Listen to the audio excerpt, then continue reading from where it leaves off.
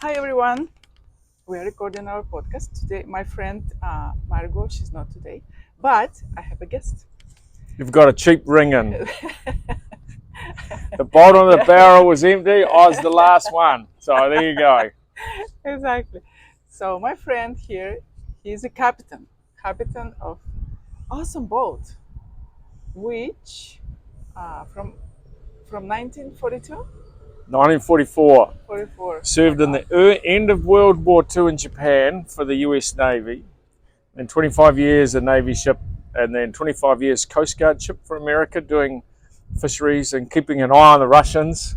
And um, then after that, it was a tourist vessel and now conservation. that's awesome. Um, but he's not only the captain, he's the owner of the ship, right? And he's doing something very awesome, I think. So tell us what you do. Technically, it's owned by a non-profit called Earth Race Conservation, and so I captain the boat, and I have a board that approve what we should do. And our mandate is to work on conservation issues in Central and South America, and we do mostly marine work. So a lot of it is we support park rangers with patrols in marine protected areas. So we put rangers on the ship. We take the small boats, the Zodiac up there. We've got a rigid inflatable boat that we take out, and we patrol the marine protected areas to make sure there's no illegal fishing.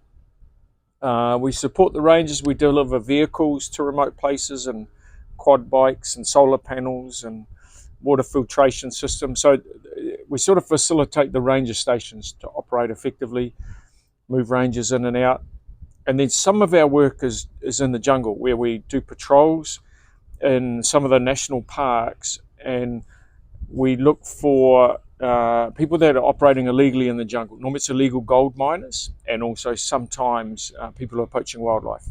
And up here, our valuable dog, he's a tracking dog, and so he's used to track people and to hold people in the jungle so that the rangers can come up and.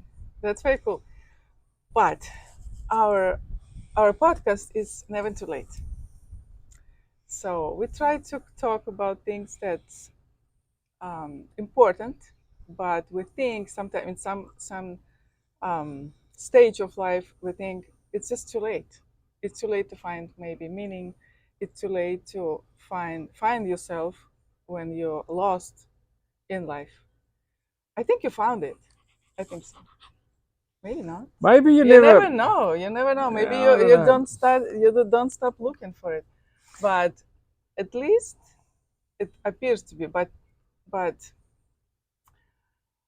I think as well that when you try to find something meaningful and you think you found it, um, it's almost harder not to have it. You realize that what you were looking for brings you more suffering sometimes in some ways, maybe emotional, maybe doubts, than when you were just blind and just living normal life like everyone else. So Maybe in some ways I would see it more in terms of purpose, in that a lot of people's lives today, I think they lack genuine purpose. And when I look at the people who have really rewarding, fulfilling lives, there is something they stand for that is bigger than just themselves or their families. Like a lot of people say, "Oh, my family's my most important thing to me," and hey, I've raised two great kids. I think if you're going to bring children into this planet, it's obligatory you raise great kids. Um, but I think there's a lot of people's lives lack genuine meaning and purpose today. And so one of the things I urge people to do in my travels is to have a cause that you stand for that is bigger than just you. And if you do that, most of the time you will lead a richer, more fulfilling life. And certainly I was lucky to find my calling in conservation, and it took a while to find it. And it's not to say I was unhappy before that, but since I sort of found my calling in conservation, my life is enormously rich because of it. Enormously rich. how Not always easy, and conservation has its own challenges in terms of how do you finance your work and not everyone agrees with you. A lot of people oppose, certain types of conservation where, for example, here in Costa Rica, we're protecting marine reserves, marine protected areas, but there's a lot of fishermen believe they should be allowed to fish in those areas. So Mm-hmm. conservation, like many causes, does have conflict, and our job is to navigate that as good as we can. I think any purpose is not easy to follow after you find it. Mine, it's not easy either. But I found that like I said, when you found something so meaningful, it's so cool, life gets kind of harder. But it's okay. That's it's supposed to be. Because what we're looking for is um, those challenges we need to overcome so we learn. So how old are you? 58. See, it's never too late. So you look very good. But what challenge when you what do you feel your age was when you kind of felt you need to switch gears? In fact, Or there was it was you always knew that. no, there was never a time where it switched. It was an evolution. Okay. When I left university at say 22 or something, all I cared about was money, Mm-hmm. and straight out of school I was earning a quarter of a million US dollars. Like that's probably $1 million by today's money. And at the time, that was what I cared about, earning money. And then gradually, with time, that was replaced with family. And I decided I'd made enough money. I didn't need to stay in that job. And the job was extremely stressful. And the engineers who remained in there long term, they tended to be very linear, shallow people, obsessed with money and Colombian girlfriends was where they were at. And I remember thinking, I don't want to end up like these guys. Um, and then my journey into conservation, it was a gradual evolution. And the further I got into it, the harder it is to back out the other side and go back. There was a period of time when, so what I did is I built this powerboat called Earth Race. We fueled it on biodiesel made from waste cooking wheels. We set a record to circle the globe running Mm-hmm. renewable fuels. And then at the end of that, there's a chance for me to basically take a reset and go back to New Zealand and settle back down. But having worked on something like Earth Race, which I genuinely believed in at the time, it's very hard to go back and work 9 to 5 and do something. But it was equally hard when I made that transition to start the program. Like I remember, I had a company. We made cameras to automate robotic operations, and when I sold my shares and I stopped that monthly salary coming in, that is hard to do. And it's like jumping off a cliff. How far is it down there? That's not an easy transition. So, there are challenges that people face through life, and to cut that umbilic to your wages or your salary is very hard. And as I progressed into conservation, a big part of the challenge has always been how do you fund your work? And especially in conservation, because your Mm-hmm. clients have no money. Dolphins, turtles, whales, fish, jungle, monkeys, all of these things, they have no money. So somehow, if you really want to genuinely contribute in conservation, you've got to find a way that you can monetize your work, and that's no easy challenge. I have a question, but it might be maybe uncomfortable. You can answer it, ask anything you like, mate. You can When always edit the answer out later. when we I won't. I'm not editing any answers. It's all like it is. It's all natural. Um, when we're looking for meaning, when we're looking for something energetically, because the people who listen to me, they know I speak about each topic from energetic or metaphysical point of view. So when you're looking for something, energetically, there's a hole you need to fill. So some people go with the flow, go to easy things as making more money, even drugs or addiction, anything, um, cars, houses, or or some start to look for something more meaningful. But what do you think? Because Give is very hard. People think that's easy. Okay, give money, give something. Actually give, it's very hard because most of the time our ego gets in the way. So when we give something, we always want something in return, even if it's just for fulfill or satisfy our ego. So actually give without any return, it's very hard. So in the moment you decided to do this, I think it's a very hard decision.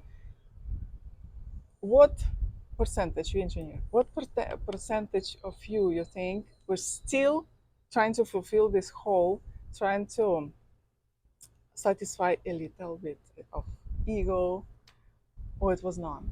It was just because it might be. I'm not sure I totally understand the question. Like the rewards you get in pursuing, let's say you get involved in conservation, the rewards you get, it's different from a job where it's monetary rewards. You know, most people are employed. The money is part of that equation. There's other things they may get, like status. They may get a car that comes with a package. They might get to travel with it. So there's other rewards outside of that.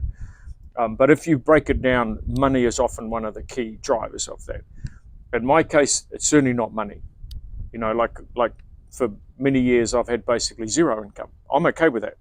You know, I don't find I need money, but I do like the fact that there's respect for our work that we do here.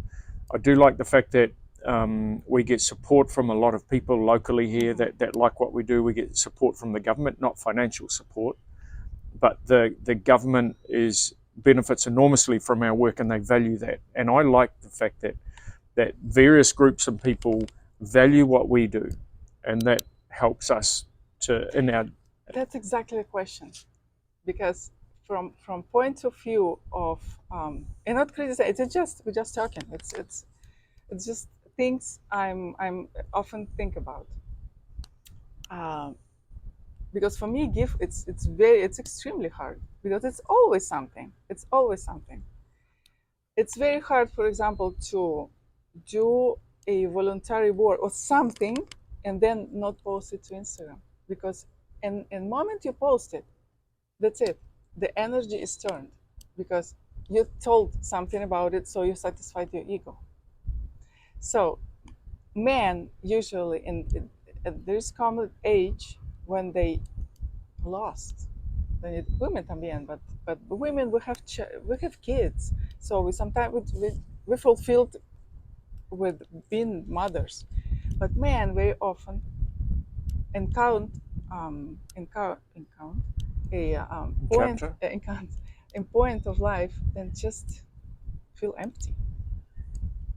So what, and they start to do something maybe many extremely meaningful, but after all, it's just to fulfill that hole. Or So maybe did the you you feel know a the hole, or you just hurt and some calling? That's what they're calling. I go back to my point earlier. Mm-hmm. For me, it wasn't like a sudden switch that got flicked. Once I started working on conservation, it gradually became this progression, Mm-hmm. and then it became a one-way street. Like there was no way I could go back to New Zealand and work 9 to 5 selling washing machines or doing something like that. You know, no disrespect to people who want to do that, but in my case, once I worked on stuff I believe Mm-hmm. in, and what void did it fill? You know, certainly the job satisfaction I get out of this now is enormous. I'll give you an example. So we're in Golfito at the moment on the southern part of the Pacific coast of Costa Rica. This is where we've done more patrols than anywhere else. And one of the islands near here is Caño Island. We went for a dive there 3 years ago, and it was really average. Like there's some fish there and that, but potentially it could be one of the best marine reserves in all of Costa Rica. We've done more patrols there than anywhere else in Costa Rica. We've dived there 2 weeks ago, and it's unbelievable how much fish life is there. And it's no coincidence. It's the place we've done the most patrols. There's very little illegal fishing happening there. And now it's amazing. We go there, and there was 20 boats with divers and snorkelers all out there enjoying the turtles and manta rays and sharks and all the other wildlife that goes to that place. That is a result of my work and the work of my team that's come here, and that's enormously fulfilling, more so than if I had 6 digits in my bank account. Mhm. But what would happen if you do the same job, you're doing it, and you feel no one appreciated? Would you ever regret? But no one.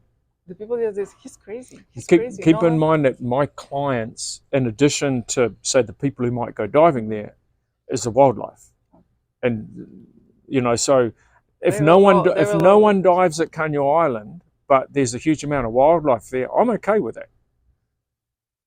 Good. That's a good answer. Yeah, because no, I'm actually admiring what you do, and I think it, no one is lucky when finds something so meaningful. So it's not luck. You attracted it. So Yeah, how? or you pursue it. When I look at people who lead great lives, invariably there is purpose that they have. In some cases, it might be a switch has been flicked, Mhm. and or in other cases, it's been this gradual journey into conservation or human rights, or in New Zealand, Maori rights, for example, the Maori, the indigenous people of New Zealand, or um, you look at some of the musicians who use their platform as a way to go pushing the things that they believe in. There's lots of ways that you can contribute it, contribute positively. One of the things I believe in is, we're lucky to be on this earth at this time, but there's an obligation that comes to pay it back in some form. If you take, you have a given footprint on this earth. You consume fuel, you have a car, you have a house, you consume electricity, you eat food, you consume so much of the world's resource. There's an obligation to pay it back. And for most people, that's never realized. Most people, they go through life consuming stuff, but never really paying the It's planet back. raining. Yeah, a little bit, right? They never really pay it back. So there's an obligation, I believe, to do something good for the planet in your lifetime. But most people never really click onto that. And there's so many different ways you can do it. And I think we all have an obligation, not necessarily always to the planet, but I think we should all make the world a fractionally better place in our own way. And it may be in human rights, or it may be Mhm. in many other causes that you may stand for. In my But case, it's just conservation. That's what I okay, choose. but don't you think that the energy always come back? So, for example, I'm a writer, and I don't not necessarily do something directly to the planet, but what I what I write, I do believe that I might contribute to the general bank of a positive energy in the planet. Don't you think it's good? Also, that One not of the necessarily should be so direct. The people that do some cool stuff, or maybe some things like that, like writing on maybe on mm, music, or creating beautiful music, creating beautiful art, contributing that way. Is it enough? well, You think? in some ways, that was my point before, where different people contribute to making the world a better place in their own different way. And one of the things I've learned in conservation, I have respect that anyone that gets involved, I may not necessarily agree with their methods, or I may not think they are the most effective in what they do, but there's respect for them that they're getting off their ass and doing it. Because most people in life do nothing. Most people drift through life, they Hmm. consume stuff, they have a couple of kids, and then they die. And those of us who get to work on stuff we truly believe in, we are the exception rather than norm. So if anyone else is fan, be it as a writer or a musician or an activist or in the military or the Coast Guard or in what I do here in conservation, there's respect in my mind that goes with that. But not everyone agrees, and that's okay. Hmm. Yeah, I actually do believe that even if the person just working in the store, and it goes every morning to that store to do their job, maybe very simple job, but with all the heart and smile to each person, that even that's enough, I think, for some people. I think so. In Before we get absolutely wet, what would you recommend? Because find your purpose, it's very hard. So what do you In recommend the my experience, person who's I'm going to talk about conservation. there's three ways you can go out and contribute in a meaningful way in conservation. One is you find a non-profit or a NGO that shares your belief and cultures, and if you have a skill they want, you can get employed by them. The second way is that you could, if you have a job that allows you to be free for a month or 2 or 3 months a year, you can go and do it when you have time off, or you can do it part-time as a volunteer. And the third way you can do it is you find a niche. And I'll give you an example. Was a guy that I met a couple of months back, and he was saving frogs in Gabon. It's such a tiny little niche, enormously valuable. Everyone wants to go out and save whales, and I spent a couple of years of my life trying to save whales in Antarctica.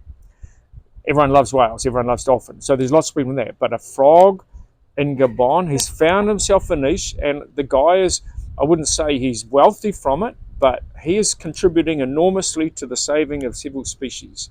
He's found his niche, but the hard thing with that third option is you need to raise money and do operations and do social media, whatever. So it's suited to people who maybe have a wide variety of skills.